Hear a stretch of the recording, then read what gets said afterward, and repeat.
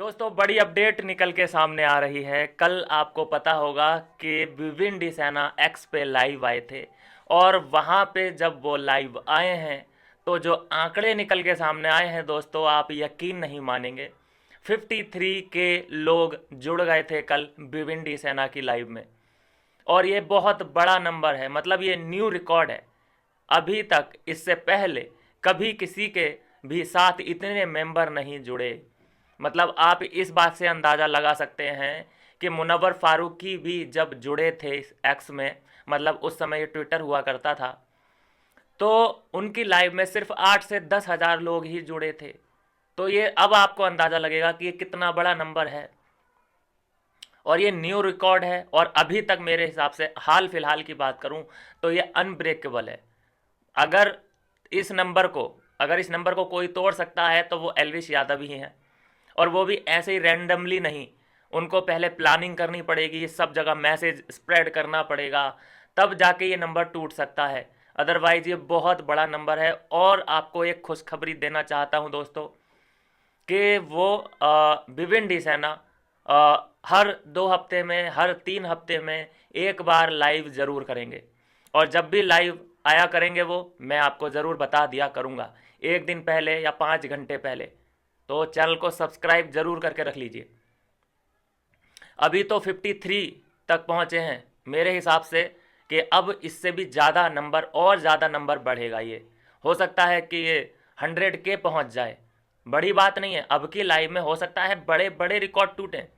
तो दोस्तों तैयार हो जाना विविन डी सेना को लाइव सुनने के लिए। कल आपने जैसा देखा होगा कि थोड़ा सा जल्दबाजी में थे, जो उनका बच्चा था वो रोने लगा था बीच में ही, तो बंद करना पड़ा लाइव। लेकिन उन्होंने प्रॉमिस किया है कि जिस तरह से हम बढ़ रहे हैं, एक ख़ास मैसेज जो कल दिया विविन ने कि देखो, मैं ज़्यादा सोशल मीडिया, शोसा, इन सब चीज़ों में मेरा इंटरेस्ट पहले नहीं था, लेकिन जैसा क्रेज़ मेरा बढ़ रहा है, जैसा लोग आप लोग मुझे प्यार दे रहे हैं, तो मैं ज़रूर अपनी इस हैबिट को चेंज करना चाहूँगा और आपके बीच आना भी चाहूँगा। तो ये कल एक बहुत बड़ा प्रॉमिस विविन ने किया था और उसके ही चलते उन्होंने फैसला लिया है कि हर 2 हफ्ते में, हर 3 हफ्ते में एक बार वो लाइव आएंगे और सभी से 1 to 1 जितना हो सकता है बातचीत वो करने की कोशिश करेंगे। तो दोस्तों बहुत बढ़िया मौका है ये कि आपका नंबर भी लग सकता है। विविन से सीधे सीधे डायरेक्ट आपकी बात हो सकती है। तो भैया लग जाइए नंबर में। बात करेंगे दोस्तों, चाहत पांडे की बात करनी पड़ेगी। न्यूज़ तो बहुत सारी हैं, लेकिन चलिए चाहत पांडे के फैंस इतने पागल हुए जा रहे हैं कि जहां पे भी एक झलक देखने को मिल जाए चाहत पांडे की, अरे चाहत पांडे दिख गई, अरे चाहत पांडे दिख गई। भाई वो लड़की है, नॉर्मल लड़की है, क्या इतना हाइप हाइप दिखा रहे हो कि वो चाहत पांडे। भाई ऐसा क्या कर दिया है उसने जो कि तुम इतने। दोस्तों आप यकीन नहीं मानेंगे, ऐसी रिक्वेस्ट भेज रहे हैं ये लोग एकता कपूर को कि इसे नागिन सीरियल में लो भाई। तो देखो ये किस कैरेक्टर में फिट होती है, नागिन वाले कैरेक्टर में। और पूछा जाए कि कंट्रीब्यूशन तेरा बिग बॉस के अंदर क्या था, तो बस इसने दूसरों को परेशान कर करके अपना कंटेंट बनाया है। ये तो मैं बोलता हूँ कि रजत की भी नहीं हुई, जो सपोर्ट कर रहा था, इसका इमोशनली सपोर्ट कर रहा था, उसकी ना हुई ये लड़की तो। और झूठ इतने बड़े बड़े बोले हैं इसने कि मेरा तो बाहर कोई बॉयफ्रेंड नहीं है, मैं तो शॉर्ट ड्रेस नहीं पहनती, मैं तो साड़ी के अलावा कहीं दूसरी जगह पे बिना साड़ी के जाती ही नहीं हूँ। और जबकि कुल मिला के सब एक्सपोज वो होती जा रही है, होती जा रही है। भाई ये ड्रामा करना बंद करो कि oh my God, oh my God चाहत पांडे दिख गई, ओ माय गॉड देखो देखो दोस्तों। भाई बस कर दो यार, ये क्यूट कहाँ से लगती है, मुझे तो कोई ये समझाए। ओ ये बहुत ही क्यूट है भाई, कहाँ से क्यूट है। मेरी नज़र में मैं बताऊं अपना कि मुझे कौन कौन क्यूट लगती है। मुझे लगता है सना मकबूल बहुत क्यूट है, चाहे वो हो कैसी भी। लेकिन मैं अगर उसका फेस देखता हूँ और मुझे उसकी पर्सनैलिटी और उसका फेस बड़ा ही क्यूट लगता है। रश्मिका मंदाना मेरे लिए क्यूट है। और जो एनिमल फिल्म में हीरोइन थी, क्या नाम था उसका, नाम याद नहीं आ रहा मुझे, वो मुझे हॉट लगती है। तो ये होती है ब्यूटी।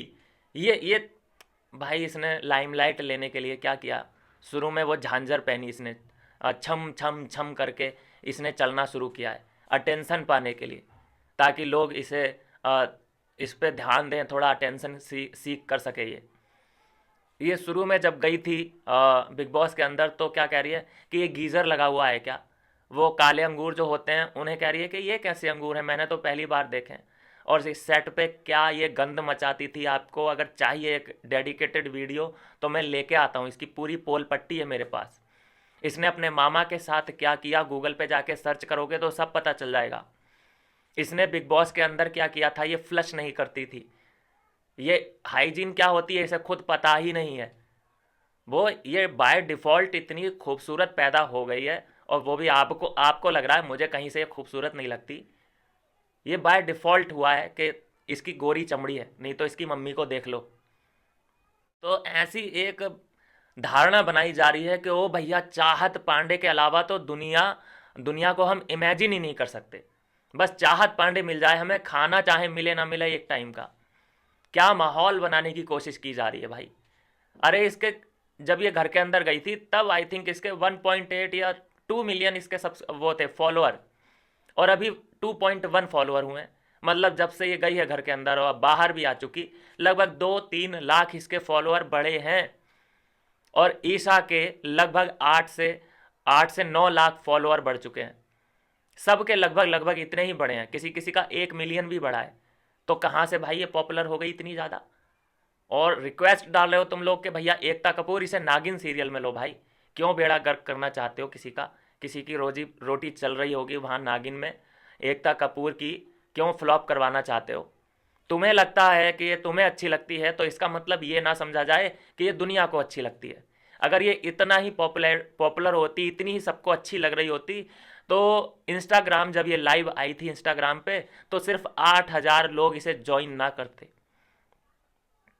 तुम लोग अपने आप को इतना मानते हो कि ये ही भैया हमारे लिए बहुत बड़ी सेलिब्रिटी है, तो कम से कम 1 लाख लोग तो जुड़ना चाहिए था। 8,000, 8,000 क्या होता है भाई इन सेलिब्रिटी के लिए। तो थोड़ा सा पानी मारो ठंडा वाला अपने फेस पे, थोड़ा आंखें खोलो, देखो दुनिया चारों तरफ, ऐसे घूम के देखो, ऐसे स्ट्रेट मत देखो। चारों तरफ लोग हैं, चाहत चाहत चाहत चाहत, माला जप लो चाहत के नाम की, कुछ नहीं मिलेगा। वैसे मैं बता दूं आपके लिए भी, चलो एक न्यूज़ है, चाहत पांडे आने वाली है लाइव। लाइव आएगी ये इंस्टाग्राम पे, तो बता दूंगा टाइम क्या है। तो दोस्तों अगली अपडेट की बात करते हैं। अविनाश ने एक बयान दे दिया है जिसके चलते थोड़ा सा मैं बोलूँगा कि कंट्रोवर्सी होनी शुरू हो चुकी है। अविनाश ने एक इंटरव्यू में कहा है कि भाई मुझे खुद समझ नहीं आया कि करण को इनवाइट क्यों नहीं किया गया। मतलब उसका कहना था कि जो ग्रजेस थे वो घर के अंदर रहने चाहिए थे, ये बाहर भी पाल रहे हैं। भाई सबकी अपनी अपनी थिंकिंग है, वो ऐसा आदमी है ही नहीं। अगर नौरेन भाभी ने उसे इनवाइट नहीं किया है तो कुछ सोच समझ के ही किया होगा। ये डिसीजन लिया है तो कुछ सोच समझ के ही लिया होगा, क्योंकि अविनाश तूने जो उसे जाना है ना वो घर के अंदर जाना है, लेकिन ये पहले से जानते हैं इसको घर के बाहर से। तो उनके सोचने के तरीके पे तू अगर सवाल उठाता है तो तुझ पे सवाल उठेंगे भाई। तू कोई नहीं होता कि दूसरे की पार्टी में उसने किसे बुलाया किसे नहीं बुलाया, ये तू जज करने वाला। तो ये जजमेंट मेरे हिसाब से अपने पास रखनी चाहिए थी, नहीं इस पे कमेंट करना चाहिए था कि मुझे खुद समझ नहीं आया। ओ हम सभी होते तो बड़े अच्छे होते, वहाँ पे हम साथ साथ हैं वाली शूटिंग नहीं चल रही है, जिससे तुम आंख नहीं मिला सकते जिस आदमी से, तुम उससे गले कैसे लग सकते हो, या तुम अपनी पार्टी में उसे इनवाइट कैसे कर सकते हो। फेकनेस कितना भाई। मैं बोलूं कि वहाँ पे कई ऐसे लोग थे जो कि नहीं बुलाना चाहती होगी नौरेन, लेकिन फिर भी बुलाए। एक मेरे हिसाब से वो अविनाश को भी नहीं बुलाना चाहती थी, एक मेरे हिसाब से चाहत पांडे वहाँ पे अनवांटेड थी, नहीं बुलाना चाह रही होंगी, एक मेरे हिसाब से ईशा को भी नहीं बुलाना चाहती होंगी। लेकिन क्योंकि चलो जो हुआ सो हुआ है, मतलब ग्रजस इतने लोगों से पाल के इंडस्ट्री में ही काम करना है, तो इन लोगों को माफ़ी के तौर पे बुला लिया गया। नहीं तो अविनाश को भी नहीं बुलाना चाहिए था, मतलब लास्ट में जो किया इन लोगों ने। लेकिन ये बड़ा दिल रखते हुए मैं बोलूँगा कि विवेन ने और विवियन की वाइफ ने इन दोनों को माफ़ कर दिया। माफ़, देखो सीधे सीधे जो टक्कर थी विवियन की वो थी रजत से, करण से। तो रजत का क्या था सीन कि वो पीठ पीछे ज़्यादा प्लानिंग नहीं करता था, जो था वो मुंह पे था। तो इसलिए देखा होगा कि रजत को भी रजत को भी मतलब बहुत ज़्यादा तारीफ मिली है नोरेन के मुंह से, लेकिन रजत आए नहीं पार्टी में, वो बात अलग है, लेकिन ग्रज नहीं है दोनों के बीच में। लेकिन वो जो था जलनवीर, वो पाल के बैठा था, पाल के बैठा था, नफरत पाल के बैठा था वो विवियन के खिलाफ, इसलिए नहीं बुलाया उसे।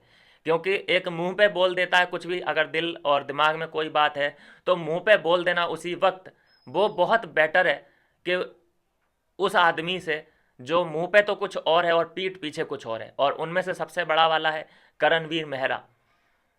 तो ये बहुत अच्छा डिसीजन था कि एक क्लियर मैसेज दे दिया कि तू भाई हमारा दोस्त नहीं है, ऐसे कैंसर को पालना ही नहीं है, उसे किसी भी तरीके के अंधेरे में रखना ही नहीं है, उजाले में ला के बोल दिया गया है कि तू भाई हमारा दोस्त नहीं है, दूर हो जा हमारी ज़िंदगी से। कितना खाएगा भाई विवियन के नाम से, हर इंटरव्यू में बिना विवियन का नाम लिए, बिना विवियन का पार्टी, विवियन का जिक्र किए बिना कोई भी इंटरव्यू पूरा हो ही नहीं रहा है उसका। Grow up man, grow up. Vivian बहुत आगे बढ़ चुका है, तेरा किसी भी इंटरव्यू में उसने नाम नहीं लिया है, तो तू भी थोड़ा सा मैच्योर, तो तू खैर क्या ही होगा, तू अपने आप को समझता है कि अभी पैदा हुआ हुआ है तू, तुझे तो समझाना भी नहीं चाहता मैं। खैर चलिए, खैर आगे बढ़ते हैं।